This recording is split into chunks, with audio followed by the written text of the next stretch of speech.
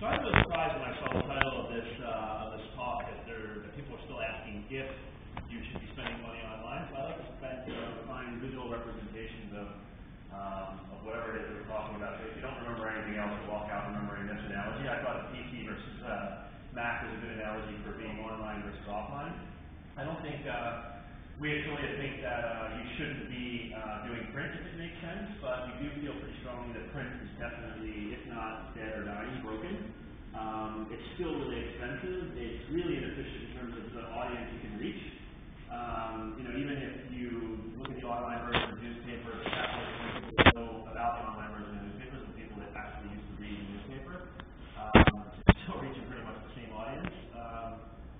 And finally, it's impossible to track anything you do. So if you're really not convinced based on what these two guys said, hopefully this is a good analogy. And if you're still not convinced, here's a really good graph of real estate classified advertising in newspapers over the past 12 years.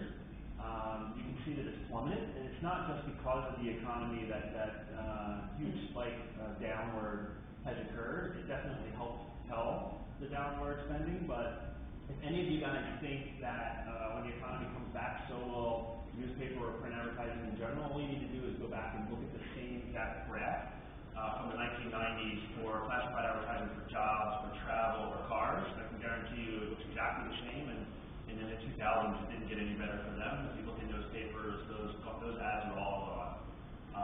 And you know why, right? I mean, you all know the numbers. 85% of people start to search online. 95% of the Y generation starts their search online. So as the generation gets younger, so does the technology is only adapting faster. So I think we can get through that. I think there's enough evidence that we shouldn't be asking the question yet. So I think it's all now about the question of where. And I think you've heard some really good perspectives from Tom and Alex about how they think about this. But there's four kind of questions I think you need to ask yourselves, which sort of helps get you down this road. And I think one thing you have to ask is, what's already working? Who's already sending you traffic and leads, and can they scale it? Can they send you more? Because you know what the conversion is, to Tom and Alex's point, and you kind of have a good sense of whether or not you would want more. How can you reach the most new home shoppers? So I think one thing that happens with you guys that are in a specific region is you're buying more audience on sites where your consumers already are, and on the same consumers that you have on your site, which is great for reinforcement purposes because advertising is all about reach and frequency, but you also want to reach new people that you wouldn't ordinarily or otherwise get. Finally, you definitely want the best places with targeting, and I'll show you exactly what I mean by that. And finally, I think tracking, being ROI, the web is all about transparency and accountability.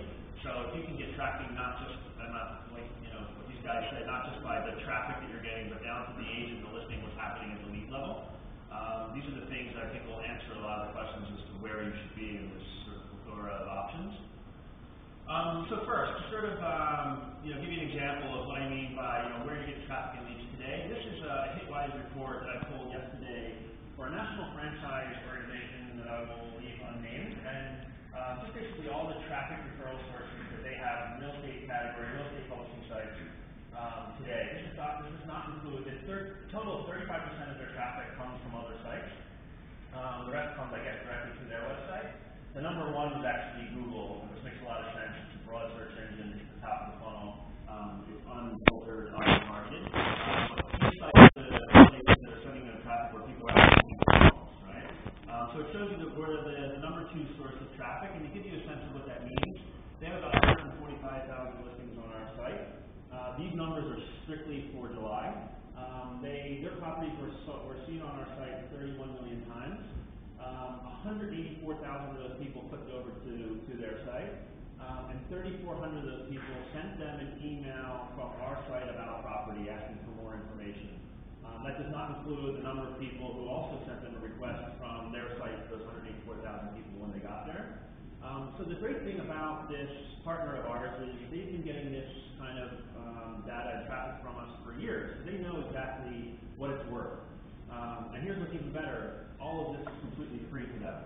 So what happen is they pitch themselves in the top few spots or did some of the other premium options that we have. They can double their traffic, their leads, their visibility overnight, and they know exactly what they're willing to pay for it and still be So look at the places where you guys already are, and you're getting your best traffic, and you're getting your best leads, and hopefully those guys can give you more at a cost that's significantly less than the offline, more traditional sources.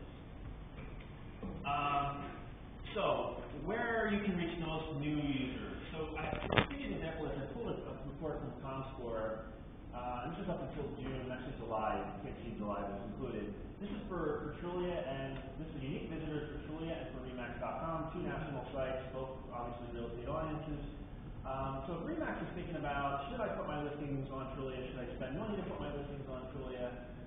This is the first place you're going to look. How many more new users could I get by doing this? And the easy way to figure that out is just to combine these two numbers. So we're, according to Comscore, at 3 million unique visitors. Remax is at 1.5. So it seems like they can triple their visibility, their traffic, their leads from being on a site like Trulia. But you want to combine these numbers in a way where you take out the duplicate people, the same people that are on both sites.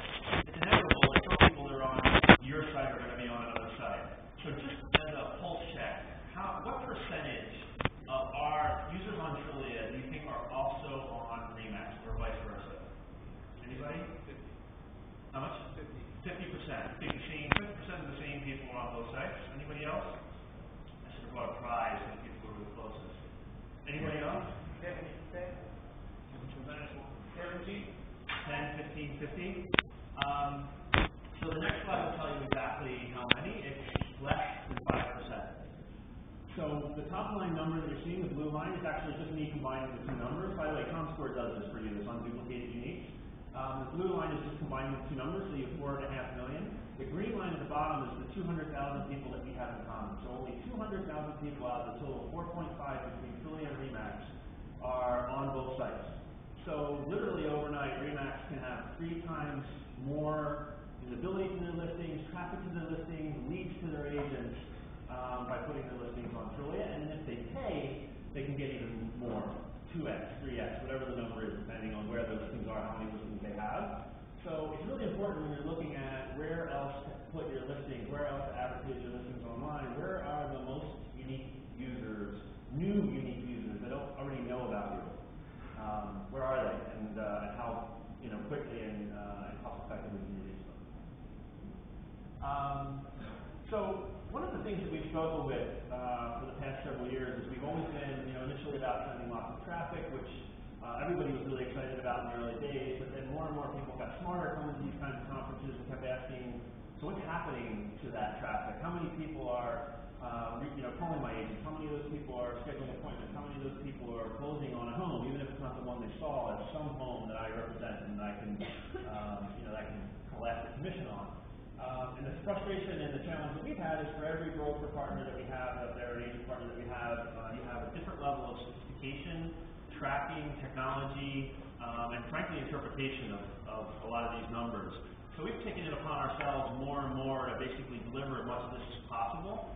And actually a couple of weeks ago, so by the way, this report is a weekly traffic report that we send to every broker or agent that has listings on our site, whether you pay or not. You can see how many listings are on the site from one week to the next. This is just 1 week's worth of information. So there's a week ending July, last week of July, a week ending first week of August. You can see they're a big regional broker, 26,000 listings. You can see how many views they got, how many visits they've got to their site, how many leads they got from us. So we've added a layer on that where you can now click within that report and see where the impressions, where the clicks, the visitors, and where the leads went by agent and by listing. It's an Excel spreadsheet. You can sort it any way you want. Now you guys can go down to your agent and say, hey, you got 10 leads last week. What happened to them?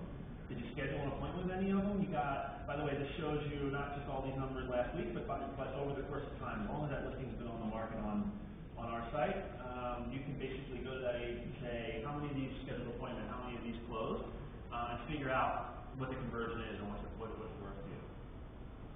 There was some conversation earlier about display advertising, the value of it from a brand value as well as traffic.